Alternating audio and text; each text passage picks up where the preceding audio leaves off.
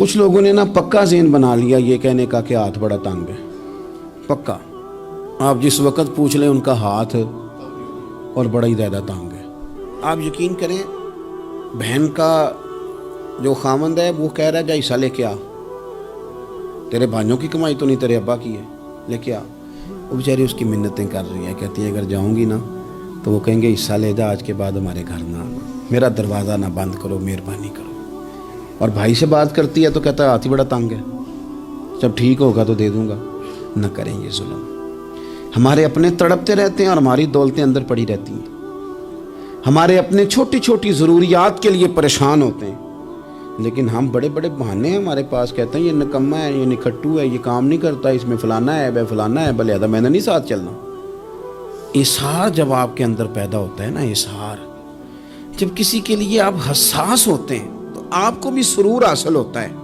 نہ کریں یہ کام کہ آپ کو اللہ نے وسعت دی ہے اور ہر وقت آپ ہاتھ تانگ ہونے کا رونا رو رہے ہیں، ہر وقت آپ یہ کہہ رہے ہیں میں بڑی آزمائش میں ہوں، جب خدا نے آپ پہ نہیں ڈالی تو اتنے جھوٹ بولنا صرف اس لیے کہ میرے پیسے بچ جائیں، صرف اس لیے کہانی سنانا کہ حالات میرے بڑے خراب ہیں کہ کوئی بندہ میرے سے کوئی تھوڑا بہت قرض نہ مانگ لے۔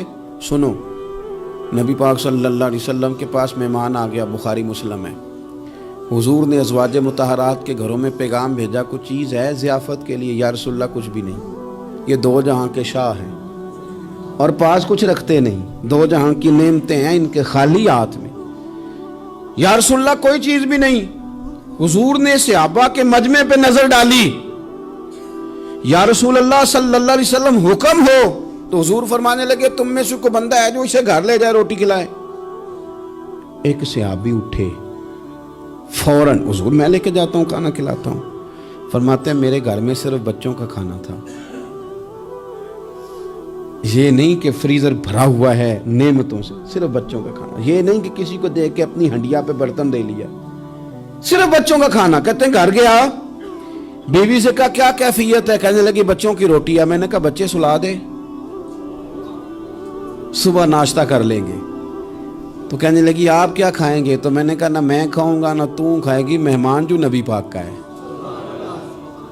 کہا اچھا، اب ذرا تجویز دیکھو میاں بیوی کی سوجھی آپس میں۔ کہتے ہیں کھانا لگا دینا، کیونکہ ایک آدھ بندے کا کھانا ہے۔ اپنی غربتوں کا ہر جگہ اظہار کرنا، رونا رونا، یہ دیکھو غربت کیسے چھپائی جا رہی۔ اس کو کہا نہیں کہ چل تو تھوڑا رحم کھا، تو آیا ہے تو تھوڑا رحم کھا، یہ نہیں کہا۔ کہا اٹھ کے نا تو کھانا رکھنا اور اٹھ کے نا چراغ ٹھیک کرنے کے بہانے بجھا دینا۔ ہم دنیا والوں کے سامنے کیوں اپنے دکھ بیان کریں؟ ہم جو کہیں گے رب رسول کی بارگاہ میں کہیں گے۔ تو نا چراغ ٹھیک کرنے کے بہانے، اہلیہ اٹھی، کھانا دینے کے بعد چراغ ٹھیک کرنے کے بہانے بجھا دیا۔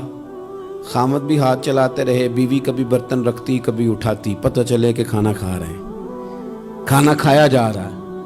کہتے ہیں مہمان پیٹ بھر کے کھانا کھا گیا۔ یہ کام ہوا رات کے اندھیرے میں، اس وقت ہوا جب چراغ بھی بند تھا، اس وقت ہوا جب کوئی دیکھنے والا نہیں تھا، کسی پڑوسی کو بھی خبر نہیں تھی۔